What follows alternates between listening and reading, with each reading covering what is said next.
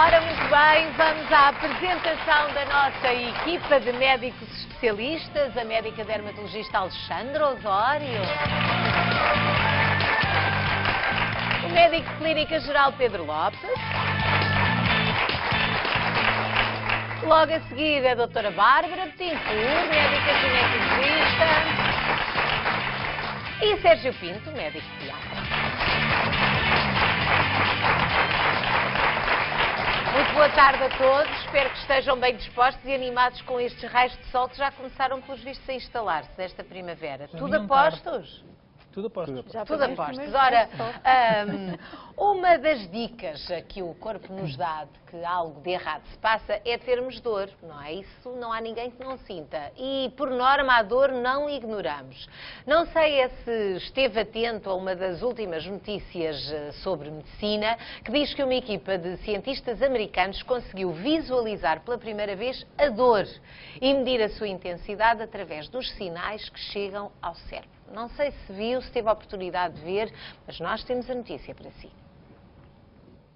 Até agora, a única forma de medir a dor ou outras emoções era perguntar ao paciente.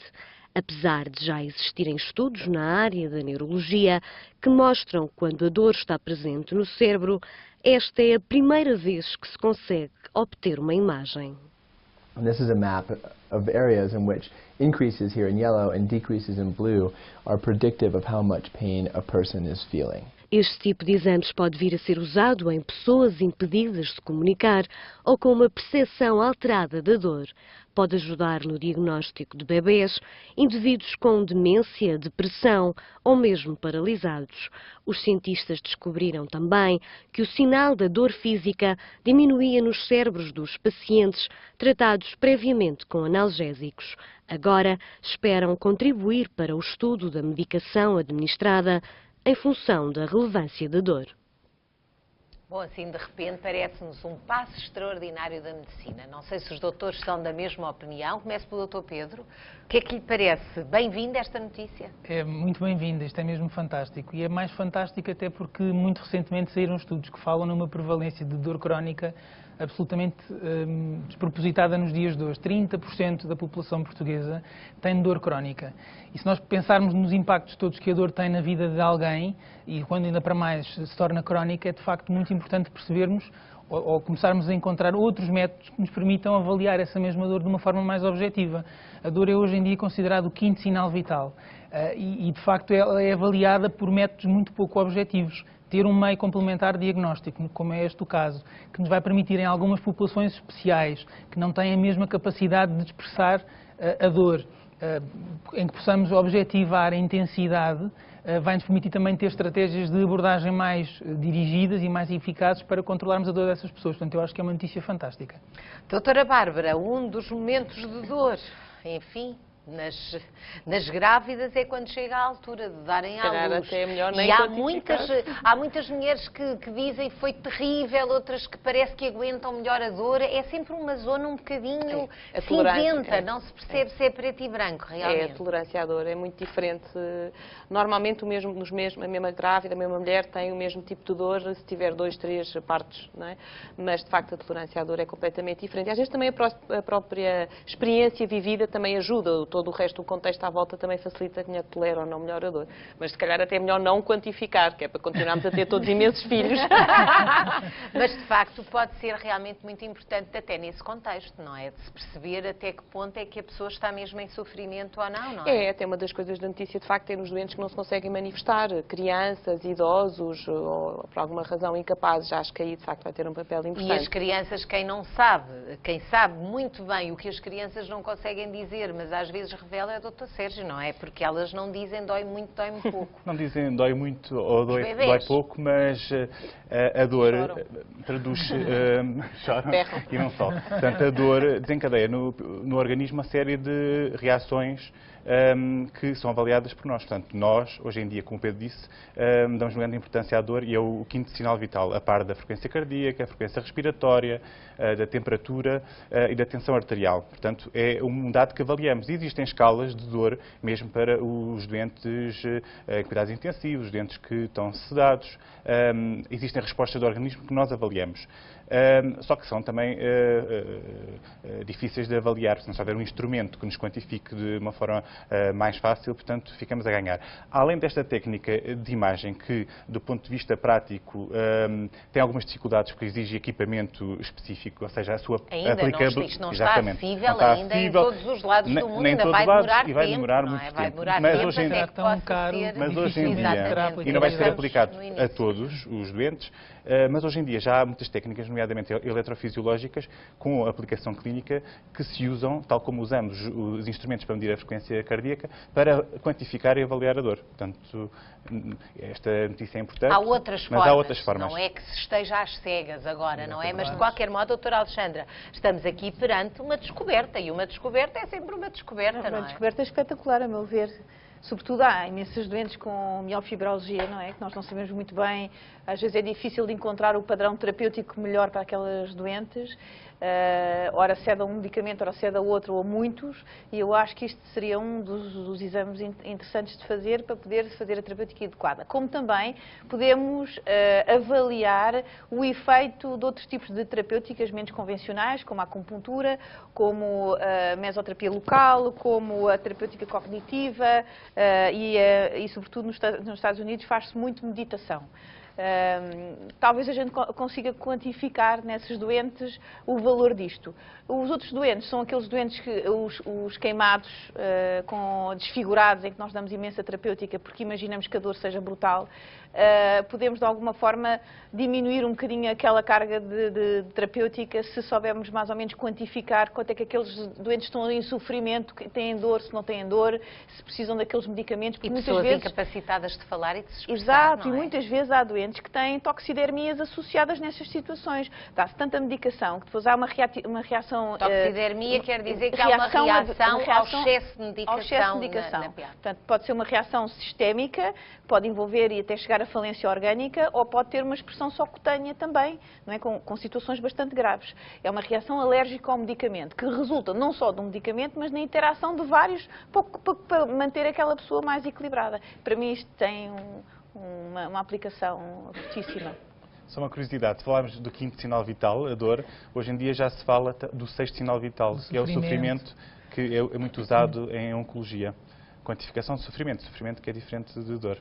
Já falaremos, se calhar, um dia destes vamos falar desses sinais vitais. Agora, hoje vamos para outros caminhos que já tínhamos previamente preparado, porque estamos a falar sobre as dicas que o nosso corpo nos dá. Obviamente que os sinais vitais também estão lá dentro, mas hoje tínhamos preparado a nossa emissão, por exemplo, com uma questão de uma espectadora que nos contactou por e-mail. Ela diz que tem andado muito pálida, que a pele perdeu o brilho que tinha. E a Sara pergunta o que é que isto poderá querer dizer. Doutora Alexandra, não sei, assim de repente, uma alteração da cor da pele pode ser preocupante, não é? Logo à partida. Como médica, não sendo só dermatologista, mas como médica, há determinados sinais na pele e consoante quer dizer, não é preciso ser um médico para olhar para uma pessoa e ela está com um ar rosadinho e acharmos que ela está com um aspecto ótimo, saudável. Como também uma pessoa que esteja muito pálida, não é preciso ser médico para a pessoa olhar para ela, não estás nada bem, estás doente, o que é que se passa contigo? É melhor ir ao médico, isto é uma coisa habitual, não é? Mas de facto há alguns sinais que nós como médicos, e quando olhamos para uma doente e o nosso papel aqui nesta vida é cuidar dos outros, talvez hajam alguns sinais que sejam importantes. Por exemplo, nomeadamente uma pessoa com uma pele muito branca e nesta apresentação vamos ver a variação da cor na pele das doentes. Portanto, uma doente com uma pele pálida, portanto muito pálida ou com aspecto muito branca. Podemos pensar numa anemia, não é? Podemos pensar no ar tóxico, quando elas têm um ar assim com os olhos bastante fixos para o médico. Nós chamamos de ar tóxico quando estão muito brancas, porque isto tem a ver com uma infecção generalizada. Qualquer infecção generalizada pode dar esse ar tóxico. Há uma pessoa muito branca, provavelmente está debilitada. Pode estar debilitada. Se não for albino, pode estar debilitada, temos que ver se tem anemia, que é um dos causas, ou, por exemplo, nós quando dormimos mal, existe todo um conjunto de reações no corpo para nos manter em vigília, que faz com que as pessoas fiquem um bocadinho mais pálidas, não é? Então vamos mudando a tonalidade, porque há vários tons de pele que importa referir. Então, e agora, estamos em amarelo. Se o branco for mais amarelo. Mais amarelo, temos que pensar em icterícia. Aqui não vemos as conjuntivas ictéricas, mas pronto, a partir do princípio uma pessoa está com ar amarelo, eu pensaria sempre em icterícia. Icterícia é a patologia, pode resultar de uma doença do fígado, das vias biliares, do tronco comum das vias biliares, biliopancreático, de uma lesão a nível do pâncreas, do duodeno, e portanto temos que investigar todo aquele triângulo daquela zona, ou então de uma lesão esplénica, não é? O baço a funcionar, a hiperfuncionar, e pode haver um aumento de distribuição de bilirrubina no sangue e dá depósito na pele e dá origem à icterícia. E podemos ter também uma pele acinzentada, que é macilenta. Só acrescentar uma coisa, quando as pessoas têm aquela coloração amarela, é importante que tenham também atenção à cor da urina e das fezes, porque normalmente aquela coloração amarelada acompanha-se da urina, tipo Coca-Cola, passa publicidade, e das fezes tipo massa vidraceira, muito esbranquiçadas, que refletem isto que a Alexandra dizia, do mau funcionamento das vias biliares por alguma razão a estudar, a esclarecer. Vamos para uma mudança de cor, já que estamos aqui a falar de vários padrões. Muito bem, então a cor acinzentada, esverdeada, para mim, como dermatologista e como médica, eu olharia para a pessoa e achava que há muitos das minhas doentes que ficam assim com a pele pós-quimioterapia, por exemplo. Ou estão a fazer quimioterapia ou pós-quimioterapia. Há uma outra situação quando as pessoas fumam muito ou quando há patologia do aparelho respiratório. O que está ligado, não é? Porque pessoas que fumam muito é também provável que tenham problemas respiratórios. Exato. Agora, vamos passar um bocadinho mais para a cor azulada. Azulada, um azulado acinzentado, para mim é cianose, não é? Pode haver estados de... Também reflete a anemia. Cianose é o quê, doutora? É o nome que se dá esta coloração. O nome que se dá esta cor, exatamente. Falta de oxigênio. De oxigênio na pele. Na pele ou nos órgãos, isto reflete os órgãos, não é? Portanto, temos que ver se existe alguma patologia cardíaca, uma patologia cardiorrespiratória, ou só pulmonar, ou mesmo muitas vezes há pessoas que fumam muito e que ficam com esta cor. E depois há aquela cor que é um bocadinho, que ilude o estado da saúde, que é o tom vermelho, porque geralmente as pessoas acham, ai, vermelhinho, que bom, isso é saúde. Pode não ser. Pode não ser. Há pessoas que têm uma cara tão vermelhinha como esta que está aqui mencionada, e há pessoas que olham para esta pessoa e dizem assim, esta está com os copos. Não é? Só falta pôr o nariz um bocado encarnado, está com os copos. Mas pode ser também pessoas que ingerem excesso de álcool ou que são alcoólicas. Na primeira fase também se altera muito a cor da pele. Na primeira fase, quando já são alcoólicos crónicos, ficam com aquela pele acinzentada. Também é sinal é só no início, nos primeiros copos aquilo fica encarnado. Se a pessoa tiver rosácea, que é uma dilatação dos vasos, ainda fica pior. Quer dizer, basta um copinho ou a alteração do calor, fica tudo encarnado. Mas eu queria referir que não é só a rosácea, não é só os copos que fazem que a pessoa fique com a cara um bocadinho mais encarnada. Há outras patologias como o lúpus que tem que ser despistado. Aquele desenho em borboleta na cara tem que ser despistado se a pessoa tem um lúpus sistémico, é um sinal de doença sistémica lúpica. Pode ser a pessoa pode estar com uma infecção, não é? Generalizada, pode ter febre. Pode ser uma reação, uma dermite de contacto alérgica a um creme, a uma aplicação. Pode ser uma infecção localizada, uma celulite da face. Com este padrão não me parece, mas digamos que o encarnado generalizado na cara pode ser ou localizado só numa zona e espalhar-se para o outro lado em 24 horas, pode ser uma celulite da face, que é uma situação gravíssima. Portanto, eu acho que, respondendo aqui e ajudando a nossa telespectadora, ela que tem uma pele baça, eu como dermatologista diria que ela necessitava de alguns cremes para cuidar um bocadinho daquela pele, para tornar a pele mais hidratada e mais fininha e fazer umas máscaras de vitamina C, sobretudo, para poder melhorar um bocadinho a qualidade da sua pele e aconselhava ir a um dermatologista. Sendo que é importante que esta manifestação na pele pode vir de outro problema de saúde que convém as pessoas estarem atentas. Mas quando as doentes dizem falta de brilho ou falta de luminosidade, não é estas coisas tão graves assim. É mais do ponto de vista estético. É quando elas põem um creme e a pele não responde. E ninguém gosta de gastar dinheiro no creme e o creme não fazer efeitos. Portanto, é bem possível que seja esse o caso. De qualquer modo, já nos deu aqui uma visão sobre as diferentes cores que a nossa pele pode ter. Obviamente, um exagero neste bonequinho, mas que é bom estar atento às diferenças do tom da pele. Ora, escute o seu corpo, é o conselho dos nossos doutores. Fome, com desejos de doces ou salgados, falta de concentração e irritabilidade, dores de cabeça, o que poderão querer dizer todos estes sintomas? Dr. Sérgio, tudo assim junto, suspeita de alguma coisa de repente? Do ponto de vista clínico, pode-nos dar a ideia de várias coisas. Em primeiro lugar, pensaria numa doença metabólica que se estivesse a manifestar. Por exemplo, uma diabetes inaugural podia dar algum daqueles sintomas. Por outro lado, um indivíduo que tenha uma doença que estivesse controlada e começasse a apresentar estes sintomas, pensaria numa descompensação da sua doença de base. Em terceiro lugar, pensaria que poderia haver alguns erros alimentares. Dietas muito restritivas, por exemplo, com a restrição de açúcares sem grande controlo médico, podem fazer com que o indivíduo fique em hipoglicemia, com pouco açúcar no sangue. E todos estes sintomas... Portanto, o que nos está a dizer é que nós que somos tão preocupados com o açúcar e às vezes há aquelas dietas que se corta totalmente com açúcar e isso pode trazer uma descompensação. Pode trazer. Portanto, a hipoglicemia pode manifestar-se daquela forma que a Conceição referiu. Por outro lado, também erros alimentares no sentido dos excessos também podem justificar alguns daqueles sintomas.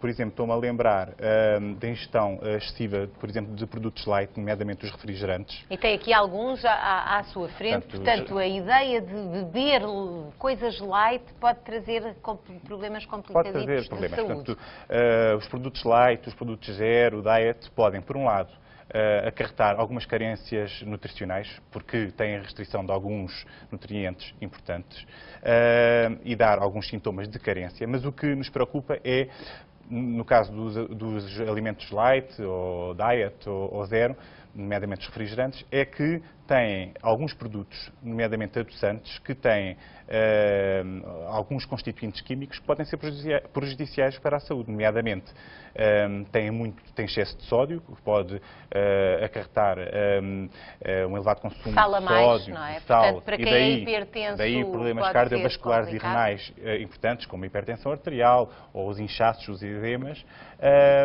mas também, por exemplo, podem estar relacionados com enxaquecas, com irritabilidade, alguns desses compostos. Alguns efeitos desses compostos nós conhecemos, outros não conhecemos, calhar daqui a uns anos vamos conhecer. Portanto, de qualquer modo, convém não abusar, não é? Convém não abusar porque... E beber água. O que é fundamental é beber água. Se estamos muito cansados de beber água, podemos arranjar uns artifícios saudáveis, sem calorias e saborosos. Nomeadamente, podemos colocar umas gotas de limão na água, uma folhinha de hortelã, por exemplo, um chazinho, assim, qualquer umas cascas de limão, umas casquinhas de limão. Um chazinho Portanto, a aguinha não tem contraindicações, muito pelo contrário.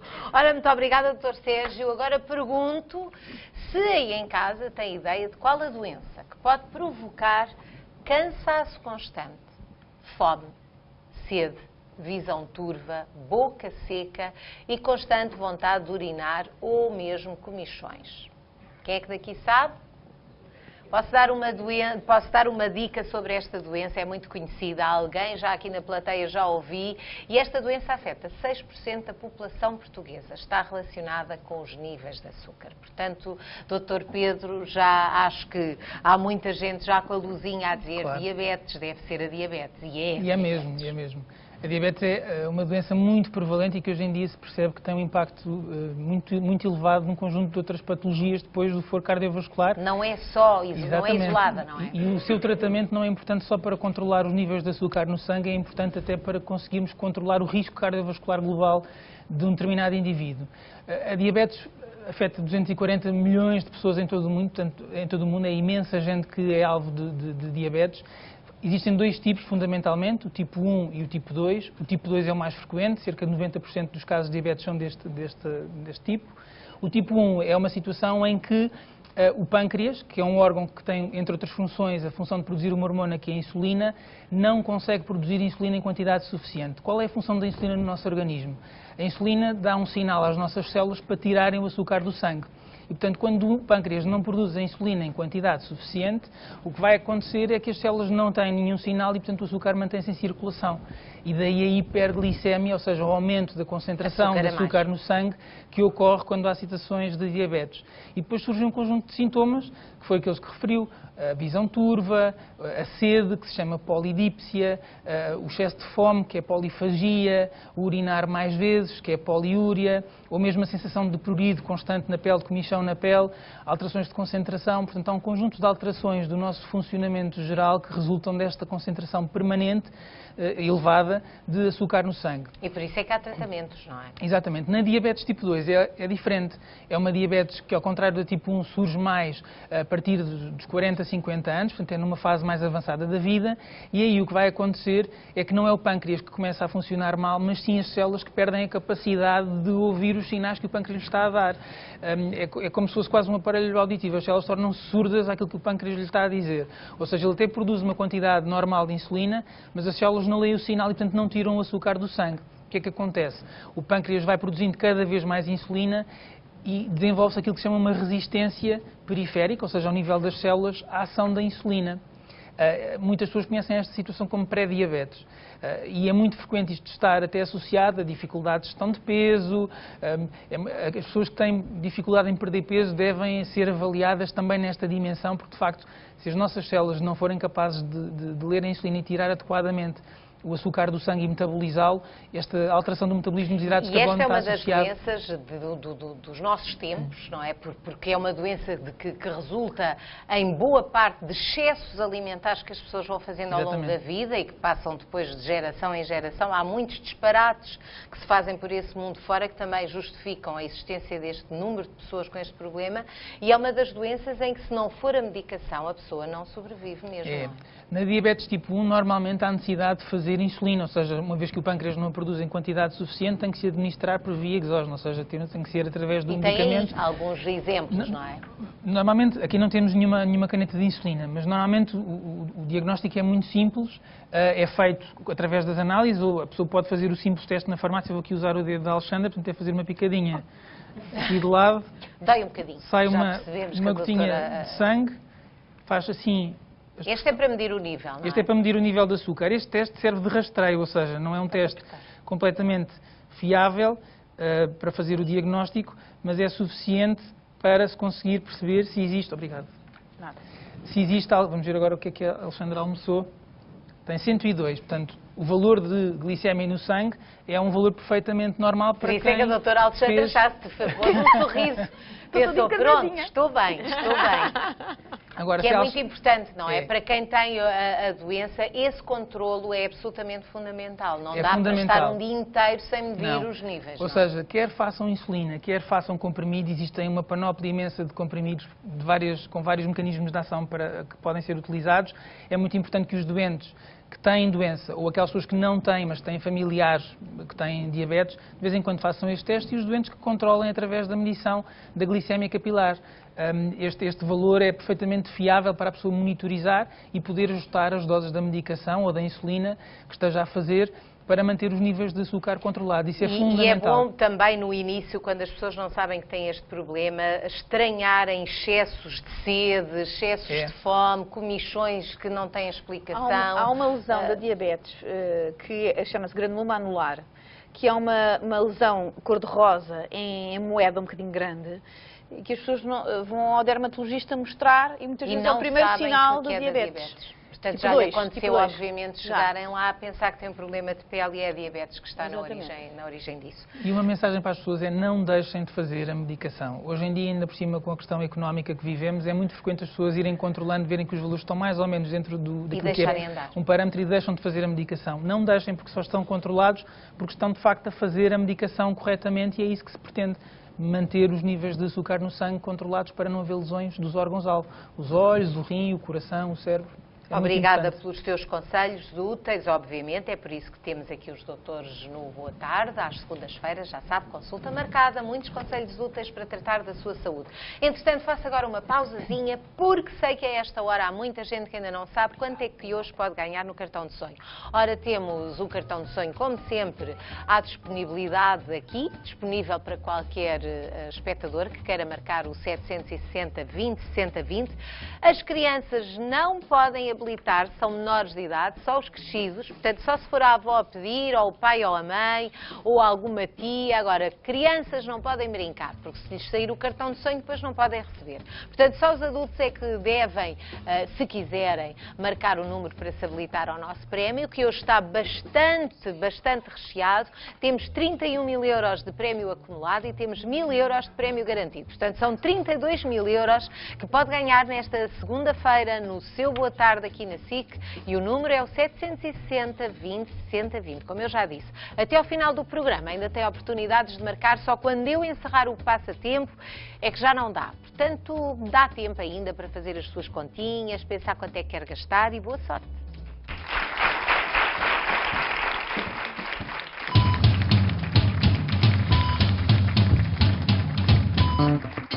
Já a seguir, saiba quais os sinais de uma inflamação pélvica e ainda o que diz a rouquidão sobre a sua saúde. O nosso corpo está constantemente a dar-nos dicas, sinais sobre se estamos bem ou mal, e há alguns desses sinais, algumas dicas que não devem ser de todo ignoradas pelas mulheres, neste caso, doutora Bárbara. Há coisas realmente que uma distração pode trazer complicação mesmo, não é? É verdade. Há coisas que são boas, como os enjoos matinais que falámos a semana passada, que pode ser um bom indício, e há outras que não, nomeadamente numa das doenças também associada à dor, que se chama doença inflamatória pélvica, ou chamada também DIP, assim, e que se traduz normalmente por, tem 3 sinais que são importantes. Um deles é a presença de uma dor abdominal inferior, portanto uma dor pélvica, que normalmente agrava com as relações sexuais. E depois o facto de aparecer uma hemorragia vaginal irregular, portanto aquilo que chamam de menstruação irregular, que pode não ser propriamente a menstruação, mas que acontece. Temos ali os sintomas da tal inflamação pélvica. E que algumas vezes também podemos juntar aqui um corrimento vaginal anormal, mais abundante, com osso cheiro. Portanto, são os sinais que são um alerta. Isto trata-se de uma infecção, é uma infecção aguda, portanto, é um quadro agudo, que normalmente, na maior parte dos casos, surge até uma semana depois do período menstrual. Exatamente porquê? Porque eu estava aqui com este exemplo. Nós temos a vagina e, como já falámos, temos falado, aliás, várias vezes do ecossistema saudável da vagina e compensado, que tem depois aqui esta zona, é o colo do útero, que tem como um muco e que tapa e que protege o útero e depois as trompas e os ovários, que está aqui o outro lado, que protege este aqui é estéril. E, portanto, isto forma como um tampão. Quando nós temos uma infecção vaginal, o que pode acontecer é que, e exatamente também no período menstrual, há alterações deste muco. E pode acontecer haver uma infecção, e esta infecção sobe, portanto, deixa de estar contida na vagina e pode infectar endométrio, pode infectar as trompas e pode infectar os ovários. E, portanto, dar um quadro grave, inclusive é de um abscesso, e daí a dor, daí as hemorragias. Portanto, é um quadro grave que pode inclusive ter que obrigar a um internamento. E essa questão do período menstrual baralha um bocadinho às vezes as pacientes, que acham que ficam a achar que tem a ver com a menstruação e não valorizam tanto esse sinal, é isso? Exatamente. Eu saliento só aqui, porque uma das causas que, há uma parte que nós não sabemos o motivo das doenças inflamatórias pélvicas, mas uma das etiologias, ou uma das causas que nós sabemos, uma delas é a Neisseria gonorreia, agora cada vez mais controlada, ao contrário de há uns anos atrás, não é? Com o aparecimento da penicilina conseguiu-se controlar, é a clamídia. A clamídia é uma infecção, é uma infecção sexualmente transmissível de uma importância enorme. Cada vez há mais casos reportados no mundo inteiro. Nos Estados Unidos acaba por ser obrigatório o rastreio e a pesquisa desta clamídia, e quem tem que fazer vigilâncias de 6 em 6 meses. Porquê? Porque ela não só está associada a estas doenças inflamatórias pélvicas, que por si estão associadas a um risco grave além da infertilidade, que é uma das causas que muitas vezes, porquê? Porque estas trompas, depois de infectadas, podem criar fibroses, portanto, ficam fechadas. E, portanto, a pessoa não só não engravida, porque não Portanto, consegue o aparelho passar, reprodutor pode ficar em causa com um problema destes. E mais ainda, que é a dor crónica. Nós sabemos que as mulheres que tiveram uma doença inflamatória pélvica uma vez na vida, 1/3 delas ficam com uma dor crónica, dita dor pélvica crónica, que vão ao médico e o que é que eu tenho, o que é que eu tenho, o que é que eu tenho esta dor, 1/3 delas fica só com um episódio de doença inflamatória pélvica. Portanto, apesar de em Portugal não fazer parte o rastreio da clamídia, mas cada vez mais há colegas a fazer exatamente porque é importante. E é uma doença fácil de detectar. Quando a pessoa chega com queixas, tem que se fazer um exame específico. Tem que se fazer um exame específico e há o exudado vaginal, que é feito e pedido por muitos colegas, mas nós sabemos que a clamídia existe exatamente e o sítio onde se instala é no colo do útero. Portanto, além não adianta fazer só um exudado vaginal daquele da cotonete que se conhece, que se faz na vagina, é importante também é essencial ir fazendo a pesquisa no colo do útero para ter esse rastreio. É importante evitar as recorrências e nós sabemos que o preservativo aqui, mais uma vez, tem o seu papel, sabendo que, pelo menos em 50%, acaba por ser o método barreira que evita a transmissão de doenças sexualmente. Muito obrigada também. Mais um sinal que o corpo dá e que pode conduzir a esta situação, a esta infecção, esta inflamação pélvica. Ora, muitas vezes nós não prestamos atenção àquilo que o corpo diz, às dicas que nos dá, sendo certo que estas dicas podem dar conta de como está a nossa saúde. Por exemplo, quando fala com alguém que está rouco, costuma dar importância, a própria pessoa acha que dá? Provavelmente não. Mas a rouquidão, principalmente quando é persistente, pode significar algumas coisas que a médica otorrinolaringologista, eu tinha que dizer este nome, não é? Não dizem que é a maior palavra portuguesa otorrinolaringologista, Inês Soares da Cunha vai explicar-nos. Ela está aqui, recebam-na, por favor.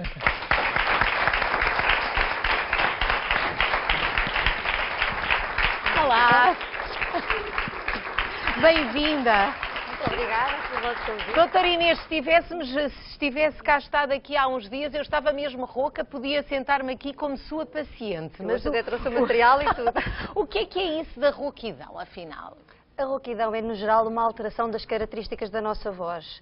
Agora, a rouquidão, a nossa voz é produzida pela laringe, a sua frequência fundamental, o som de base, mas depois o som que nós emitimos para fora é muito alterado por todas as estruturas que estão para cima das cordas vocais.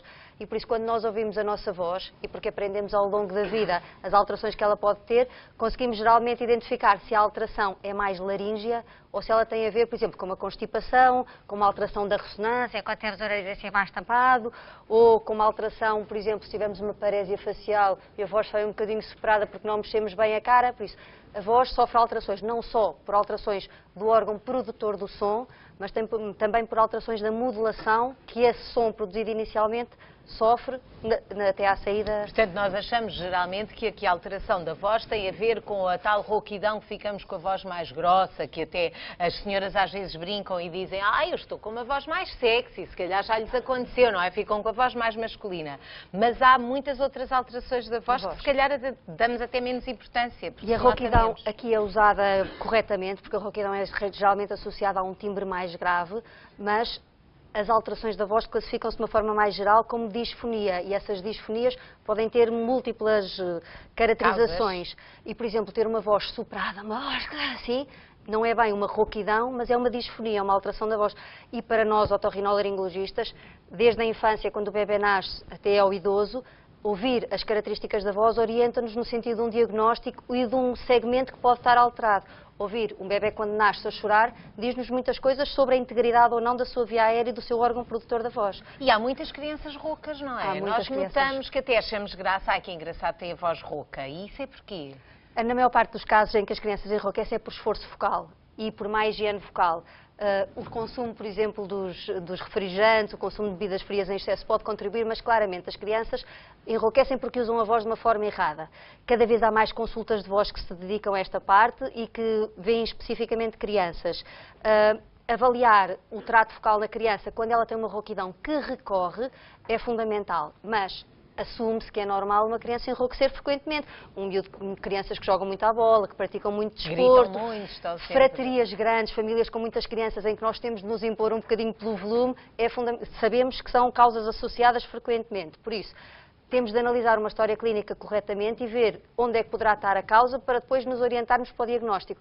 Sendo que o diagnóstico nas crianças ou nos adultos de uma disfonia passa sempre por alguns exames. Nós temos o nosso órgão fonatório muito bem guardado, está na laringe. Ninguém o vê? Exato, e ninguém consegue aceder a ele, exceto os otorrinos. Uma otoscopia, uma observação de um ouvido, os pediatras fazem muito bem, os clínicos gerais fazem muito bem, e nós também. Uma avaliação da laringe é feita exclusivamente pelos otorrinos, usando ou um espelho laríngeo, que se introduz dentro da boca depois de devidamente aquecido, com uma luz frontal que nós utilizamos, ou utilizando uma fibroscopia, com um aparelho que entra pelo nariz e que desce até perto das cordas vocais e que nos mostra... Este aparelho tem uma luzinha na ponta, não é? Este aparelho, em geral, é ligado aqui a uma câmara, que liga a um monitor de televisão, e quando acende, quando está ligado à nossa fonte de luz, com isto, emite uma luz por aqui. Pelo nariz ou pela boca? Introduzimos pelo nariz, porque se o doente trincar o aparelho, se isto for introduzido pela boca e trincar o aparelho... Ora, aqui estamos a ver o resultado do que esse aparelho faz, exatamente. São as imagens de uma fibroscopia. E ali ao fundo as cordas vocais, aquelas... Exatamente. Vou tirar aqui só... Isto é a nossa epiglote, as cordas vocais estão ali e fazem um V. Nós chamamos-lhe cordas vocais, há quem lhe chame pregas vocais, porque elas no fundo são umas membranas. Que aqui estão, não é? Exatamente. Estas membranas têm esta característica de ter o potencial para abrir, afastarem-se e aproximarem-se, afastarem-se e aproximarem-se. A laringe tem 3 funções principais, uma é fonatória, mas a respiratória é muito importante. E quando nós respiramos, as cordas vocais afastam-se uma da outra. Quando nós falamos, as cordas vocais juntam-se. E para que é que elas se juntam e ficam mesmo lado a lado, quase com um contacto muito estreito, para que quando o ar que nós expiramos passa, as ponha a vibrar da forma mais precisa possível. E as nossas cordas são um bocadinho parecidas com as cordas de uma guitarra. As cordas dos homens são mais espessas, são mais grossas, e tal como a corda de uma guitarra, uma corda mais espessa é aquela que emite sons mais graves. As cordas das senhoras são um bocadinho mais finas. E a laringe, na sua dinâmica intrínseca, tem a capacidade para esticar e encurtar as cordas vocais. E assim nós conseguimos fazer os glissando, por exemplo, em que vamos desde...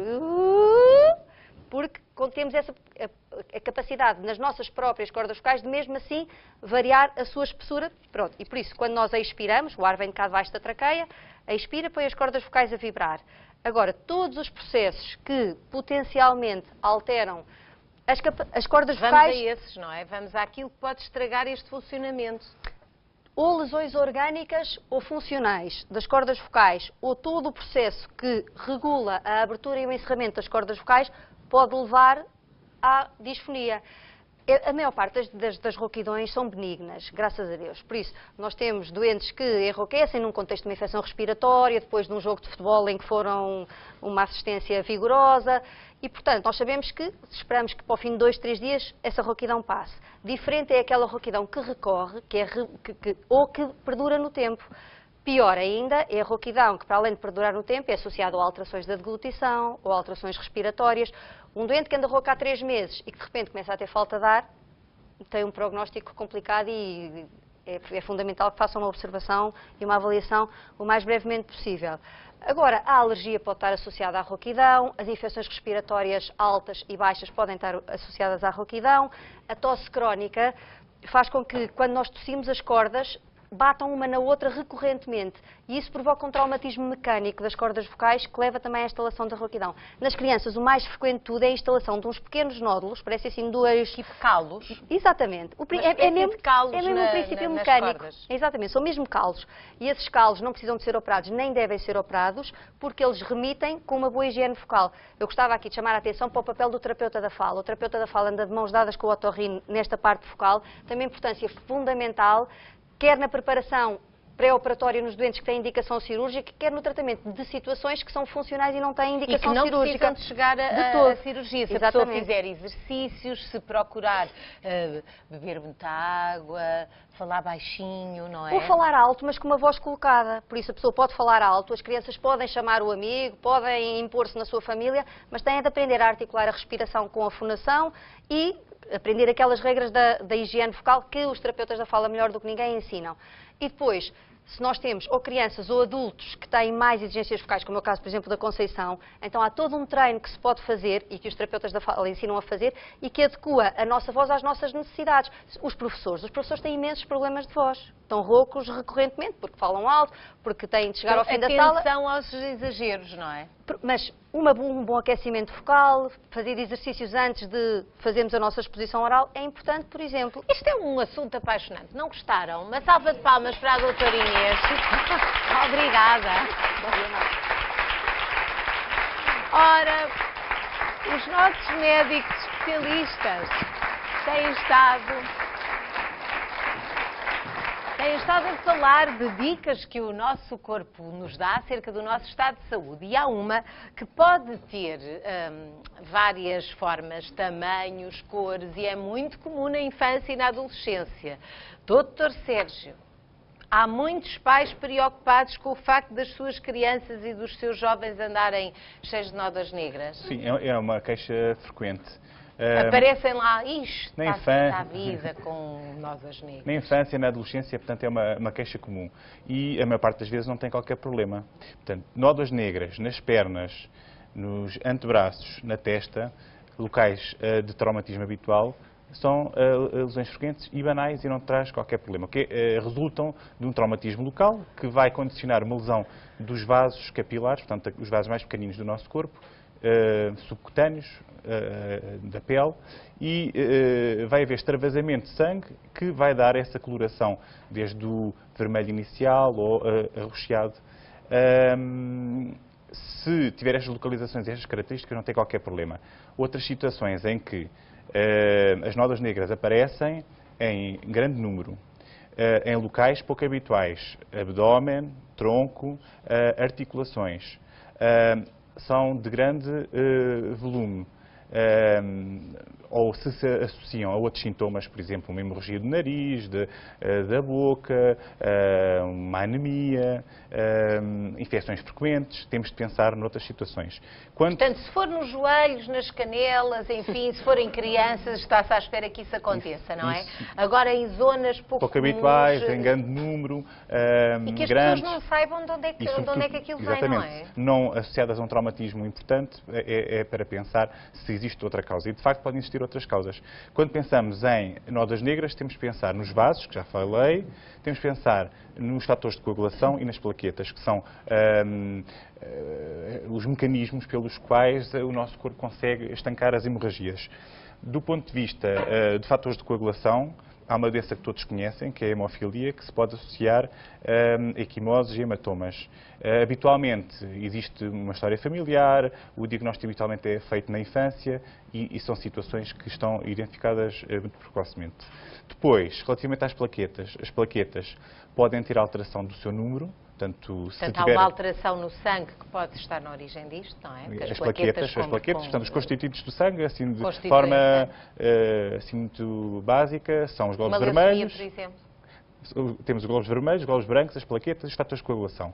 Portanto, já vimos que se estão alterados, podemos ter equimoses, portanto, nódoas negras. Portanto, hemofilia. Se as plaquetas estão alteradas, em número, se estão em pouco número, por exemplo, uma trombocitopénia, que é uma baixa das plaquetas, por exemplo, uma púrpura trombocitopénica, que algumas crianças já tiveram, certamente, alguns pais devem ter ouvido este nome, pode associar-se a nódoas negras.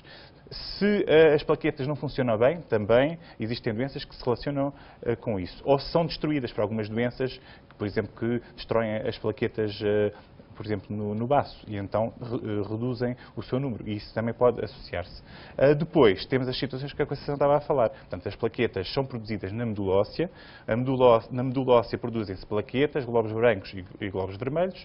No caso de uma leucémia, por exemplo, podemos ter alteração das plaquetas e ter nódoas negras, mas habitualmente também podemos ter as outras séries sanguíneas afetadas. Portanto, deve-se desconfiar das nódoas negras quando não sabemos de onde é que elas vêm e quando elas aparecem mais do que uma vez e começam a ser suspeitas. E depois, doutora Alexandra, ficamos a pensar porque é que as nódoas negras não são todas iguais e têm tantas variedades de cor, não é? Porque isso também quer dizer Nós podemos coisas mostrar diferentes. aqui umas pernas.